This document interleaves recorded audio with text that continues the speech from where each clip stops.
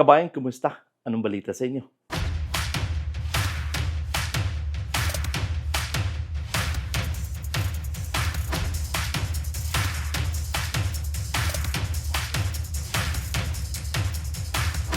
mga job seekers na naghanap ng mga trabaho, opportunity dito sa Canada, again, sana po ay mapanood niyo buo ito ating video dahil ito po ay napakagandang opportunity. At again, ito po ay gabay lang sa inyo kung paano ba maghanap ng trabaho dito. At sana po kung kayo man ay qualify, then subukan yung applyan. And again, ang aking mga advice sa inyo na sana ang inyong pag-apply sa Canada ay talagang ayusin ang inyong mga resume. No? Ayusin ang inyong mga resume. Mayroong nag-comment sa aking TikTok at sinabi niyang napakatagal na niyang nag-a-apply sa Canada, subalit hindi talaga siya nakakakuha ng trabaho. So, isa lang ang aking masasabi diyan na dapat kung kayo ay mag-apply ng trabaho, una, ang resume. Pangalawa, mag-apply kayo ng ayon sa inyong work experience. Basahin niyo muna ang mga trabaho bago kayo mag-apply dahil baka ang inyong nasulat sa inyong resume ay hindi the same na hinahanap ng mga employer or agency, no? So, kaya nga sabi sa inyo na magbasa kayo, sanayin niyo magbasa, tingnan niyo muna kung kayo ba ay qualify, and then kung qualify kayo at andun lahat ang inyong mga hinahanap, puntahan nyo at applyan nyo kagad, no? Kasi dito, sinasabi ko nga sa inyo, kahit mga ex-abroad pa kayo, galing kayo ng anong lugar kayo, walang pakialam sa inyong mga employer. Ang importante, may sapat kayong experience at alam ninyo ang inyong mga ginagawa kung kayo mag-a-apply ng trabaho. Yun ang importante. Kaya nga, binibigyan ko kayo ng advices na sana ayusin ang inyong mga resume.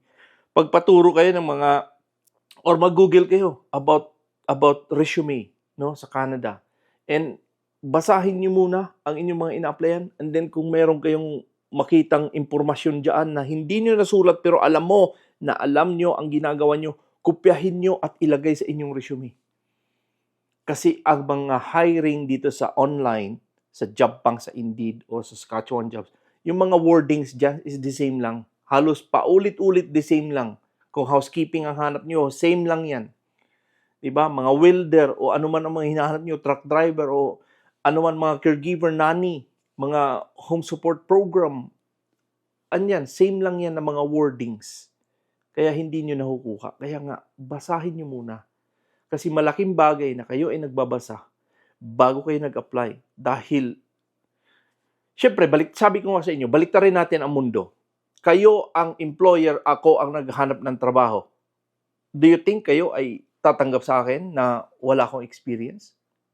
Sige nga. Subukan natin. Di ba? Hindi.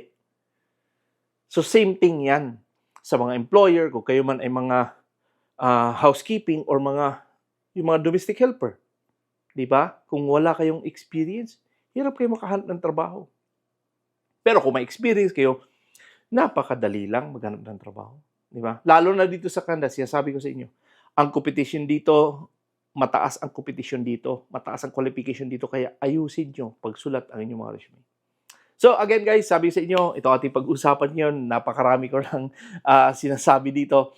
Again, ito pong ating pag-usapan ngayon ay nandito sa Jobbank at subukan natin, tingnan natin kung baka pwede kayo mag-apply at tingnan natin kung ano ba tong mga trabaho na to at 25 katrabador ang kinakailangan at ang employer ay mayroon na silang LMIA ready. Okay? So again, subukan natin. So again guys, ito po ang greenhouse laborer, no? Ito po ay nandito po sa Ontario at again, ang salary dito ay 27.23 hours. Ang salary dyan, 40 to 50 hours per week. Permanent employment, full-time, no? Pang-araw, and then start as soon as possible, 25 katrabahador, and again, ito po yung Jobbank. At again, ang employer ay nag-apply na ng LMIA dito, no? Meron na silang LMIA. So, kung kayo man ay nagbalak pupunta sa Canada or andito na kayo sa Canada, subukan nyo itong applyan dahil baka pwede kayo mag-apply. And again, ito po ay English. Ang education to, no degree, no certificate or diploma. Experience will train. So, importante pa din, kahit siya sabing will train, importante pa din na meron kayong sapat na kaalaman sa pagiging a greenhouse laborer. And again, ito pong on-site work must be completed at the physical location. There is no option to work remotely. Yes, hindi naman pwede mare-remote to.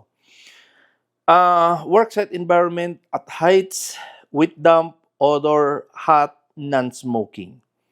Okay, again, ang responsibilities dito, ito po yung hand harvesting vegetables. So, ito yung sinasabi ko sa iyo kanina na ano bang mga trabaho nyo.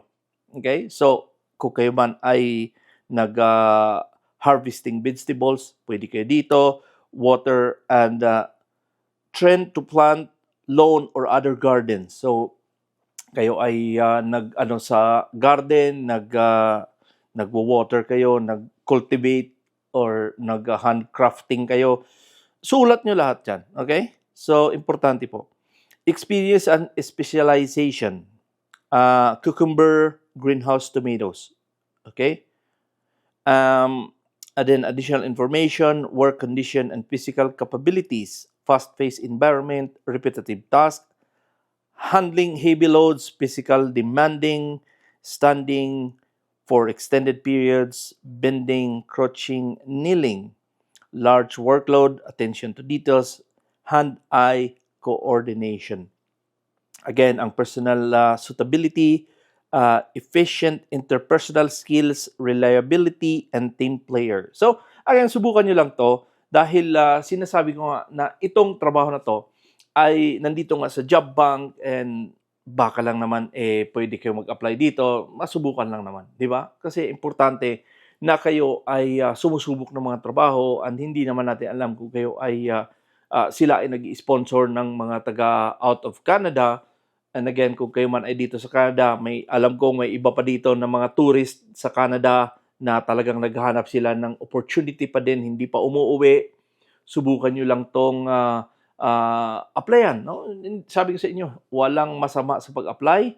Ang importante lang, kayo ay sumubok at bago kayo sumubok, importante na kayo ay may mga sapat na kaalaman upang hindi masayang ang inyong mga ginagawa, no? Kasi sayang naman yung inyong effort na hindi pala kayo qualify and then sayang lang, no? But again, sinasabi sa inyo guys, maraming opportunity na pwede kayong pumunta.